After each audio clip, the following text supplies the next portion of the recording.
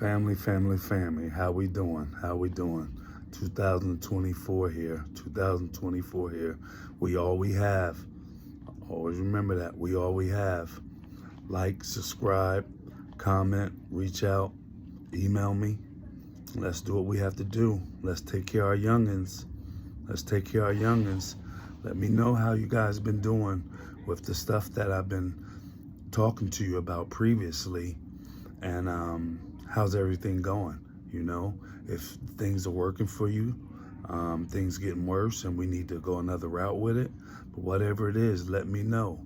We all we have. One word, we all we have. And that's the truth. You know, when you look at your family at the end of the night, that's all we got. That's all we got. The people you see in that room, that's all we have. Period. That's all we have. But it's good to be talking to you again, you know. Please tell a friend to tell a friend to tell a friend about this YouTube channel, because you never know who might need to hear the things that I'm saying. And I'm available. They can reach out to me and touch me, you know, and I can get back to them. But please feel free to do that, you know. But what I wanted to talk to you about tonight is, you know how your mom was. You know how your grandmother was. And a lot of parents these days, even include myself,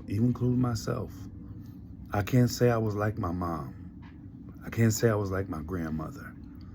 I'm talking about them true warriors as parents. Them true warriors as parents where they didn't play.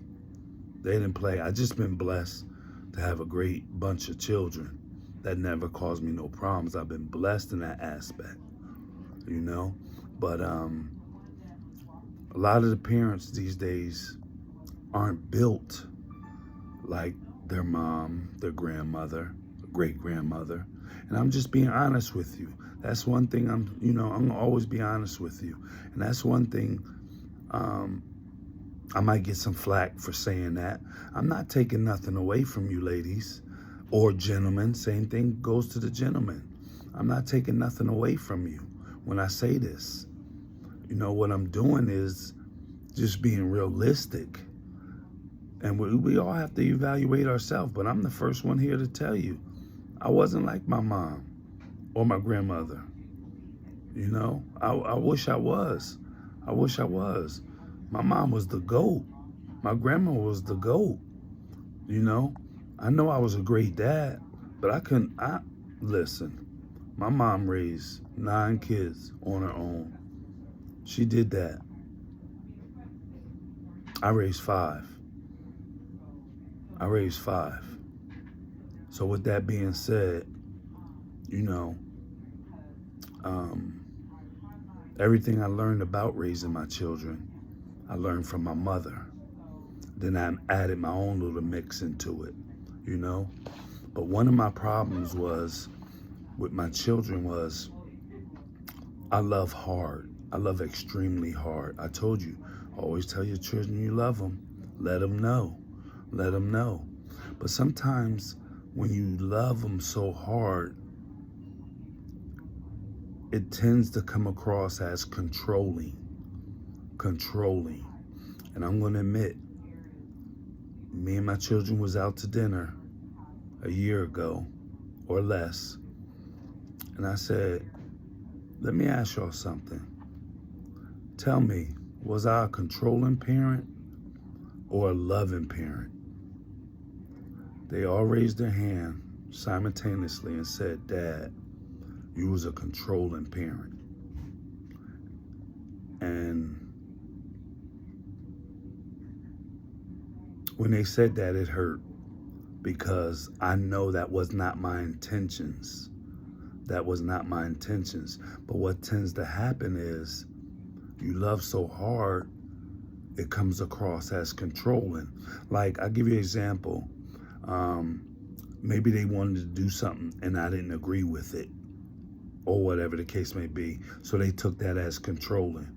No, I took it as loving them and keeping them away and keeping them safe from the bad side of things. when they bring things to me and I knew what they were talking about or what they wanted to do, I knew there could be trouble in that situation.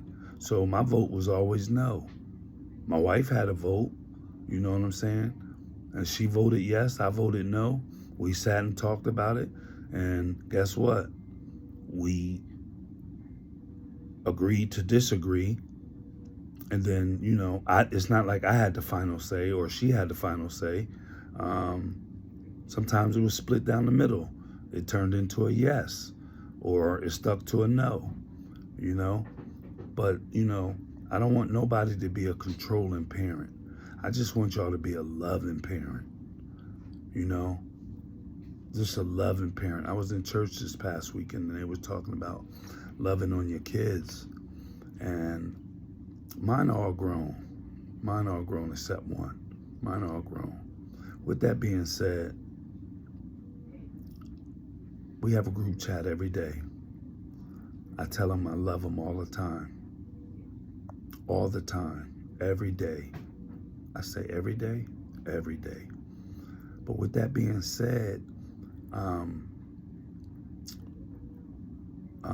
it's a way to let them know from what I've been doing for so many years. My oldest is 29. For 29 years, I always said I love you. Always gave him hugs and gave him kisses. To this day, I do the same thing, But just that word, I love you, they need to hear that, because that means a lot. Sometimes I'll get, oh, hun, I know you love me. I love you more. But she's definitely, as the youngsters say, definitely capping when she says she loved me more, because let me tell you something, none of my children could love me more than I love them, and I'm proud to say that. But I just want y'all to reach out and let's talk. Let's have a dialogue, Let's get to know each other and utilize me. Don't use me, utilize me for resources, whatever it may be. Whatever it may be. It doesn't even have to be about your children. It can be about you. It can be about a friend. It can be about whatever it is. Whatever it is to level you up, I'm here to talk to you about it. I'm that guy. I'm here to talk to you about it. And if I can reach one person, I've done my job. I've done my job. But I'm trying to reach everybody that's willing to listen to what I have to say. Because I told you before, this goes from having 5 kids, the knowledge. This goes from reading my books, studying it, studying psychology, studying, talking to doctors, talking to people in the same profession, as far as helping kids and those type of things, meeting with people. And I'm all for it. I'm all for it. I said to you guys before, I said 10 years ago, man, what's going to happen to this world? Actually, I said 5-year markers. So 10 years ago, I said, what's going to happen in 5 years with our kids? So I saw a decline. So I said again, what's going to happen to our kids? And guess what? I still see a decline. We have playgrounds. Look at your playgrounds around your house. No kids are in there playing. No kids are in there playing. You know why? Sometimes it's not safe. Sometimes it's the neighborhood you're in, or whatever the case may be. They're home either on social media, pray they're home doing homework, or something to uplift them and level them up, because if they play sports in school, they're a student athlete. So you have to put as much into them books as you do the athletic side. if not more, because you're a student first. Now let's bring in the social media part. Come on, parents. Talk to me. Somebody say something, please. If our kids is on social media more than they're doing their homework, and I'm talking about hours-wise, guess what? Something's wrong. Something wrong. Because if you do the right thing all the time, you're going to be right all the time. Excuse me. Social media is good. Social media can be bad, according to what you're looking at. But don't let social media raise our children or influence our children to go against everything that we taught them. Don't do that. Excuse me. You know? And it's all about the children. You know? It's all about the children. I know you parents love your kids. Some of y'all might not be huggers. Some of y'all might not be the ones that say, I love you. But your children need that. Your children need that. This ain't my first time you hearing me say that. Your children need that. They need everything they can get from you.